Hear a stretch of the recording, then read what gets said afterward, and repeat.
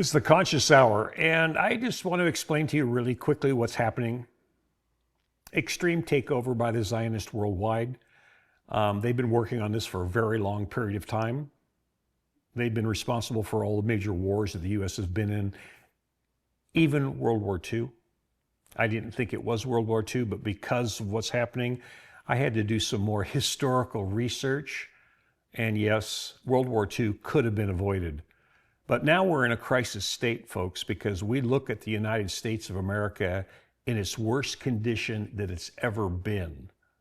We've never seen the amount of outrage and protests in the history of the United States. So I want to ask you a question.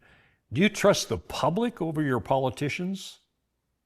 Do you trust your public opinion over the presidents that we've always had that were either Republican or Democrat? And why I say it that way, because I'll be honest, a Republican one and a Democrat one, it doesn't make any difference. They're the same part of the donkey's ass. They represent the Zionist agenda. They always have. 93% of Congress is being paid by them to keep their mouth shut. So we're sitting here at a crisis where we're watching our country implode, and we're blaming it on illegal aliens, and we're blaming it on everybody else except looking at it full frontal. You have to speak out, folks. So make the phone calls. Call your congressional representative. One word you say, stop it. I'm never voting for you again. Hold President Trump accountable. I could say that if Biden was there, and Biden was doing the same thing. I'm not into politics, folks. I'm in for one thing. Make America beautiful, that shining thing that people used to honor. Because now, the countries in the world hate us. They don't hate us people. They hate our politicians, and they hate the fact that the world is coming apart because of an extremist agenda. This is the Conscious Hour. It's your Conscious Hour, our Conscious Hour, to wake up and speak out. And don't be afraid, because there's nothing to lose but our democracy. You cannot just go kill people, massacre people, film yourself, show the whole world that you did it, actually confess to it, and then just sit next to me on a terrace in Brussels and have a coffee next to me and my family. We know that in this genocide, children represent the majority of the victims. The sense of entitlement to murder and the sense that they are untouchable, that they are above any reach of justice. Israel did what Israel does always, denied responsibility, even though basically the whole world caught it red-handed. They still said, oh, it wasn't us. It's the other side who did it. Welcome to Expert Witness. Today I'm joined by Diab Abu Jahja, president of the Hind Rajab Foundation, to discuss his organization's global efforts to hold perpetrators accountable for grave violations of international humanitarian law in Gaza. So far, the foundation has pursued nearly 100 cases against Israeli soldiers across 14 countries. In addition to national prosecutions, the Hind Rajab Foundation is also seeking justice at the International Criminal Court in The Hague. The foundation is named in memory of the 6-year-old Palestinian girl Hind Rajab, whose tragic killing by the Israeli army on 29 January 2024 has come to symbolize the broader violations of international law against Palestinians.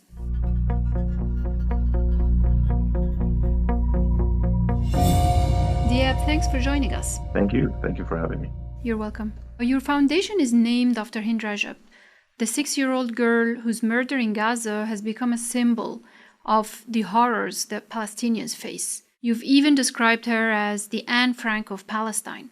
Can you tell us why you chose her name, what she represents for your mission, and how your work seeks justice for these sort of crimes under the principle of universal jurisdiction? Well, first of all, about the name, I think it's, a name should be symbolic. This is the whole thing about names, it should represent something that is substantial about the issue at hand, in this case, the genocide in Gaza. And we know that in this genocide, children represent the majority of the victims, which is very peculiar and also very revealing on the nature of the genocidal party, which is the Israeli army and the Israeli state. So it was for us quite natural to make that link in the name of our foundation, not just because children are innocent, because we believe that any civilian is innocent, whether they are a child or a man or a woman. Actually, one of the problems that we are facing is that people only talk about children and women as victims as if you could just kill men, non-combatants, which is like an abomination under international law, because you cannot kill civilians, period, whether they are man, woman, or child. But the fact that children are targeted and that children are actually overrepresented is something that I think says a lot about the mindset, the genocidal mindset that is behind this criminal endeavor. So in that sense, we wanted to give that message. And also the case of Hind herself, how Hind was murdered together with her family, is also very revealing as for the impunity that the Israeli perpetrators are acting with, the sense of entitlement to murder and the sense that they are untouchable, that they are above any reach of justice or accountability. It is very clear because what happened is that basically Hind was killed live on social media, because the whole world was aware that there was a 5-year-old stuck in a car surrounded by dead bodies of her loved ones under fire from an Israeli tank. And the whole world heard the call of Hind and her cousin before her death. And the whole world was aware that the Palestinian Red Crescent was trying to save her, that was dispatching an ambulance to the location. The Israelis were also aware that the world knew that. Actually, a permission was asked to the Israeli army from the Red Crescent to send an ambulance. So, and despite all this, not only Hind was massacred and killed on purpose, also the ambulance was destroyed and the medical workers in it were killed. So this case actually represents the nature of the genocide. There's no debate in this case about, are we talking about combatants? Are there suspicions whether there is a militant or leader of the resistance in the car or in the vicinity? Oh, we did not know that there are children. We did not know that there were civilians. There are no debate about this whatsoever. It's very clear. And still, Israel killed Hind and her family and the ambulance workers. So it's very symbolic. It represents this genocide. And on top of that, Israel did what Israel does always, denied responsibility, even though basically the whole world caught it red-handed. They still said, oh, it wasn't us. It's the other side who did it. So this is, there's no story. There are so many dramatic stories and powerful stories. But I still feel that there's no story that captures the injustice and the brutality of this genocide more than the Hind story. Diab, what's your vision for using offensive litigation to seek justice for victims like Hind Rajab? We know, for example, your organization is targeting Israeli soldiers, particularly dual nationals in Europe and Latin America. Can you walk us through some of the key cases that you're working on and the legal strategies that you're employing? Well, the initial part of the vision is the per default status of international law, basically in law. Normally, we shouldn't be working on this. Normally, this is the job of international legal bodies. They should be doing this. States should be doing this, taking this initiative to prosecute perpetrators of war crimes and crimes against humanity. However, we all know this is part of this impunity. What drove us into action was the presence or the existence of this scandalous impunity related to this genocide. not only in terms of denying the genocide, not only in terms of being slow on reacting to it, which would be also a problem if it was only that, but also in terms of aiding and abetting the criminal party, giving it weapons, giving it finances, and giving it positive media coverage, and etc. So, this impunity is very provoked us as citizens to say, oh, we're not going to let this happen on our watch unanswered. Maybe we cannot stop it because we do not have the means that states have, and they could stop it. But at least we should do something. And then the idea of offensive litigation was, for us, the logical path, because this is not about defending ourselves. It's not about saying, oh, we're not terrorists, we're not criminals, we don't deserve to be killed. That's not about it. I mean, we're beyond that. This should be not even a debate. This is about saying, oh, these people committed acts that are abhorrent, that are unacceptable, and that should be punished under international law and under national law, not just under international law. So, and since this is not happening, we should push that. We should make it happen. And it was quite a bold idea and an ambitious idea for a bunch of citizens who actually do not have much resources. But at the end of the day, a lot of things demand just action and just courage, and then things will start happening. And this is what we are noticing now. So the idea is justice, seeking accountability. This is the main thing.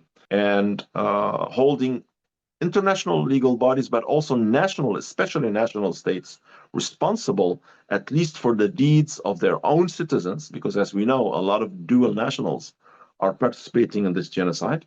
So these states must be held accountable for the actions of their citizens, or allow these states to hold them accountable, clearing themselves, because if they do not hold their own citizens accountable, this makes them complicit.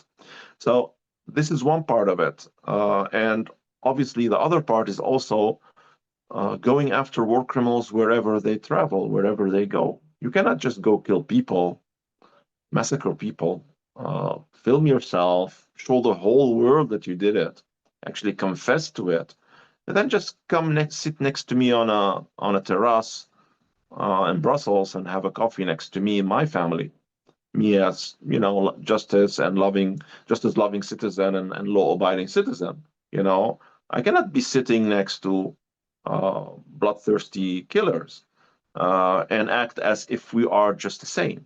No, we need to hold these people accountable. And this is why we're also going after these war criminals when they travel, when they are, tourists. And actually, we are reminding the countries they are visiting, and we're reminding them also in their society that they are war criminals and they are not just normal citizens. But building a legal case that leads to trial requires a rigorous process of gathering and verifying evidence. Can you walk us through how your team collects evidence of war crimes? For example, what standards you follow to ensure its admissibility in court, and how you connect that evidence to specific perpetrators? Well, this is maybe the gathering the evidence is the easiest part of it, because, they're posting this evidence. So we just have to gather what they post. So I don't think this is very complicated. A lot of people have been also sharing their content, and a lot of accounts online are sharing their contents. But this is not the challenge to gather. Evidence is out there. They put it out there. The challenge is to transform this evidence into a legal case. So for us, when we look at videos, we are not just looking at an Israeli soldier filming himself on the top of a destroyed home. We are looking at the crime scene, and we have to look for the crime and try to establish correlation between the perpetrator and the crime, between potential victims and the crime, etc. So this is the most challenging aspect. As for gathering the information, I don't think this is a challenge. And what challenges have you encountered in bringing cases before European and Latin American courts? Are there, for example, particular legal, political, or logistical obstacles that make prosecuting these cases a bit more difficult? Well, the main challenge is when it comes when it comes to visiting soldiers, okay, let's talk about two different categories. You have the dual nationals. So these are people who hold the nationalities of, let's say, a certain country, let's say France. So if you go after them in France, it's clear that France has jurisdiction on their actions, right? So this is one category. The second category is that of visiting soldiers who do not hold the nationality of these countries. So the main challenge in that category is for the country to acknowledge jurisdiction, because most countries have the tendency to say, "Oh, this is not our problem. Go with this elsewhere. Go to the ICC, or go to Israel itself. This is not our problem. Okay, the crime was not committed on our territory, and the person is not a national." So this is obviously not always correct on a judicial level, but it's a debate. So we believe that it is the responsibility of any country to uphold international law on its territory. Having a visit, having a war criminal entering your territory activates your jurisdiction, especially if you are a signatory of the Rome Statute. So in that sense, we believe that we are right and that these jurisdictions are wrong.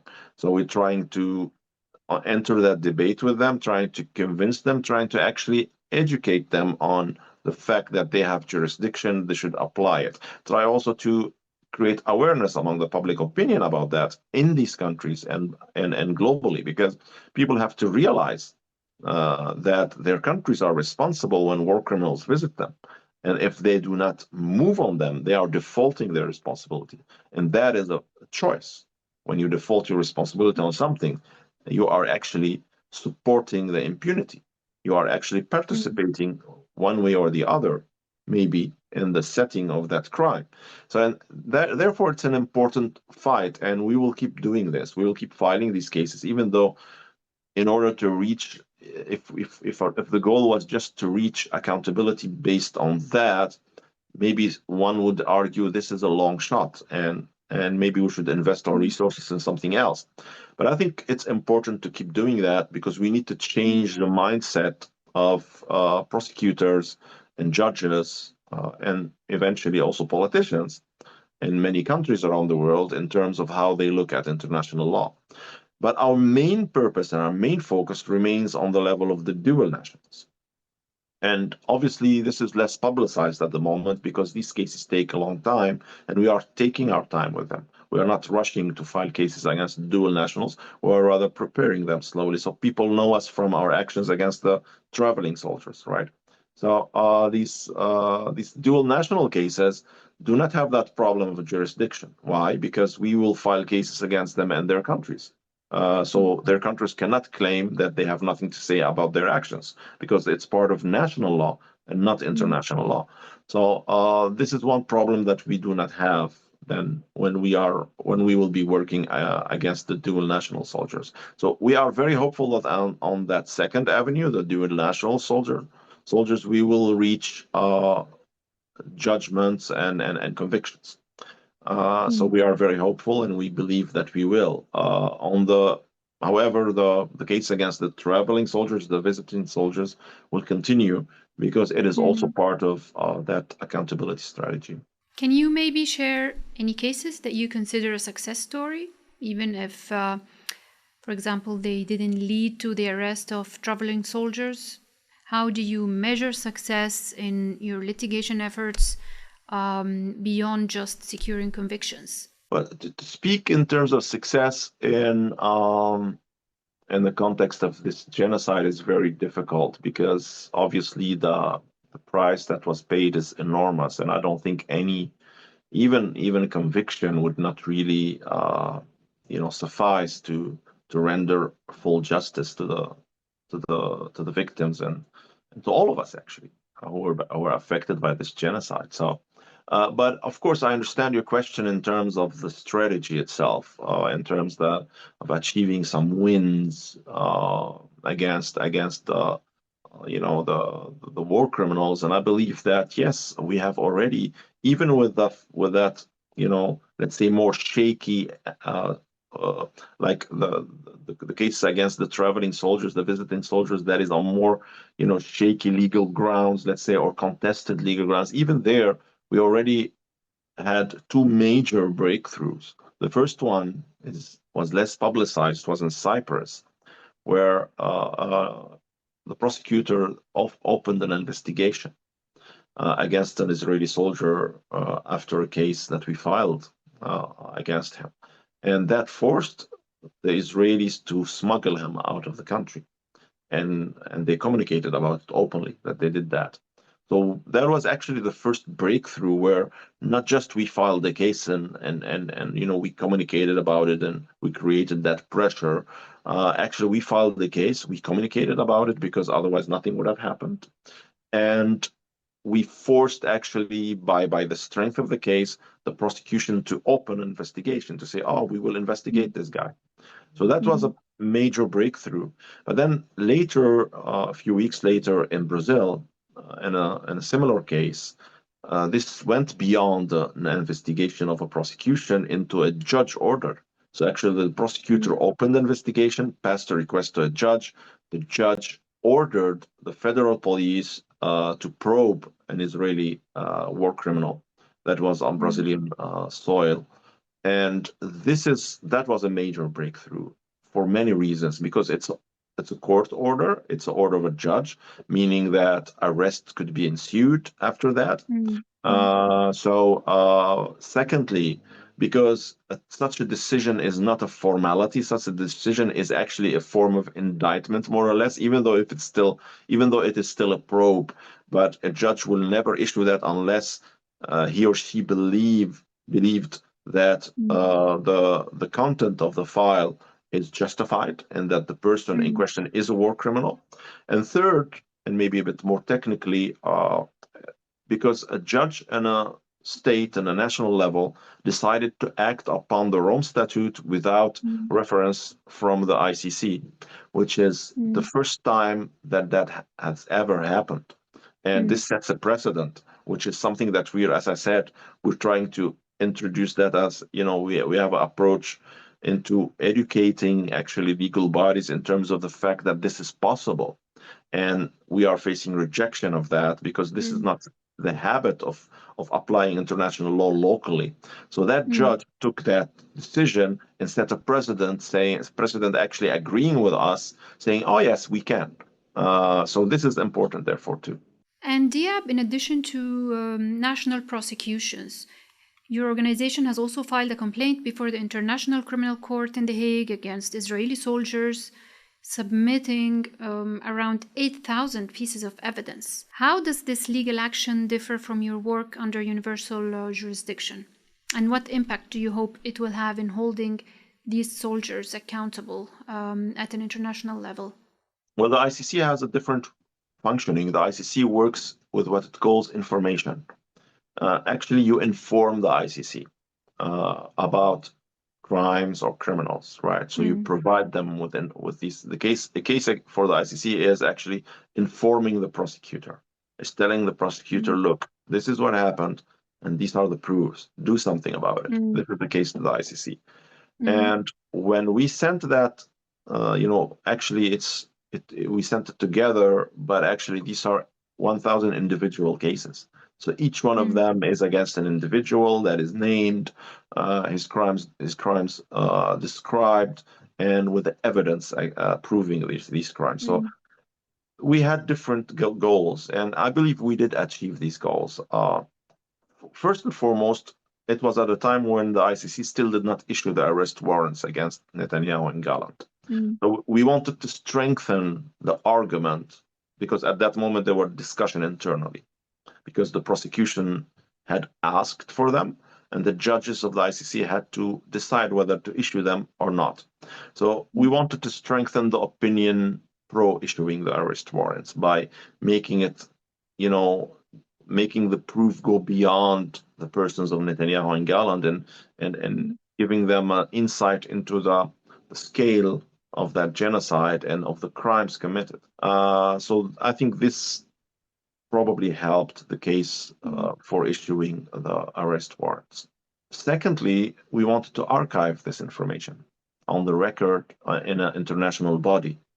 And this is very important. When you file cases like that, you are archiving, whether on the national level or international level. This will remain there in the archives. And why is this important? First of all, to preserve that, beyond the capability of an organization like ours, which are always limited. So when we give this information to the ICC, they are safe, they remain there. They are on the record officially in a legal body.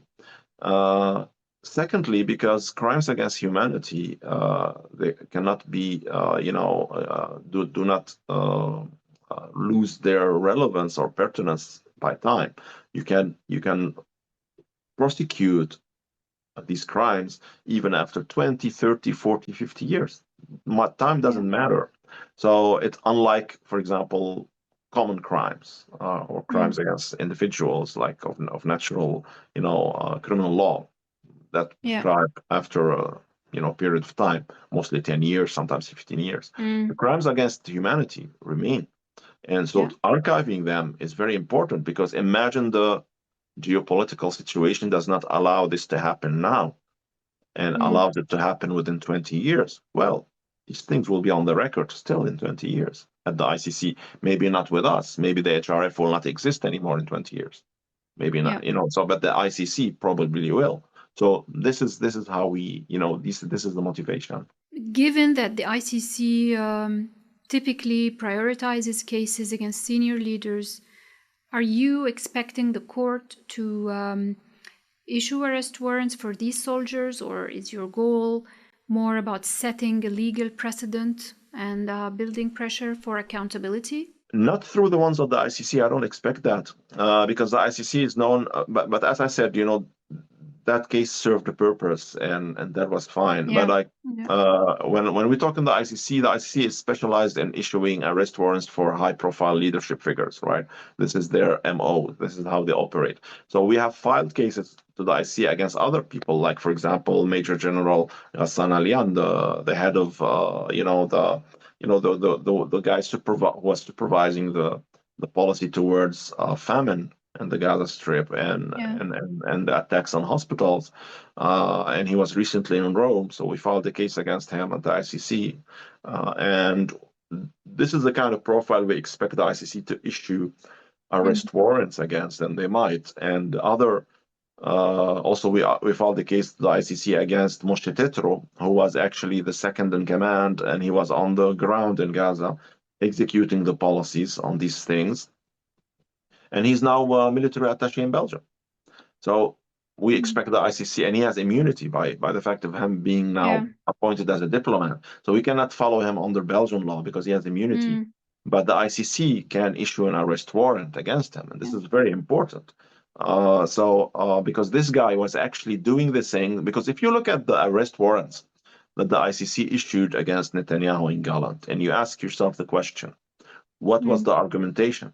Why did they issue these warrants? There are two pillars of the crimes that they are actually, indicted for, especially Netanyahu. The first one is, the weaponization of famine and hunger, which is part of genocidal policies. And the second is the attacks on hospitals.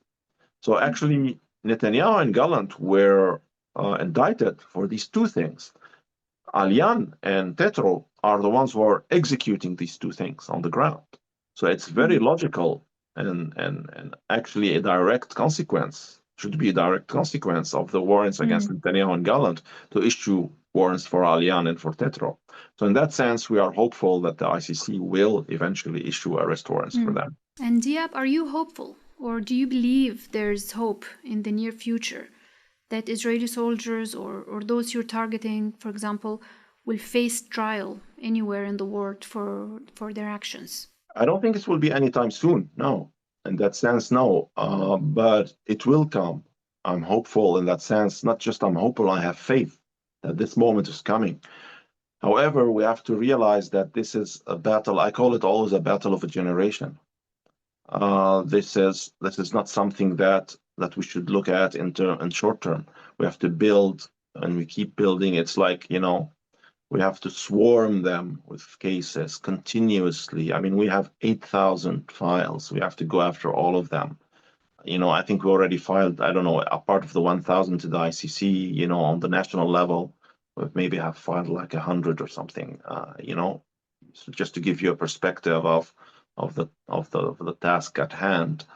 So and also, I believe in order to reach a final form of justice, I think we need time to pass. We need things to shift. Also geopolitically on the world scale, I think things will change. I think this genocide is inducive to that change. It created awareness in the minds of a lot of young people across the planet. And I think these people would need time to grow and be in charge of some important places in the power dynamics in the world. So whether it's in the media or politics or judiciary even, so I think it's coming. So the Hind Rajab Foundation looks at this task as that of a generation. Try to build for the future. Try to plan on the long term without impeding our action on the short term, because the downside of this way of thinking is many people will believe, since it's a long-term thing, we will do nothing and we'll just wait for it. No, I think we have to work as if we could achieve it today, and we are doing this. We work with this sense, always with the sense of urgency, but at the same time, we don't get frustrated easily because our scope or our perspective is long-term. So sometimes it's a tough exercise, because we are human beings at the end of the day, and we all sometimes can get discouraged or frustrated, but we are aware of it, at least on the rational level, and we try to keep that idea very present in our actions and our thoughts. Thank you very much, Diab. Thank you for joining us today. I really appreciate it. Thank you. It was a pleasure. You're welcome.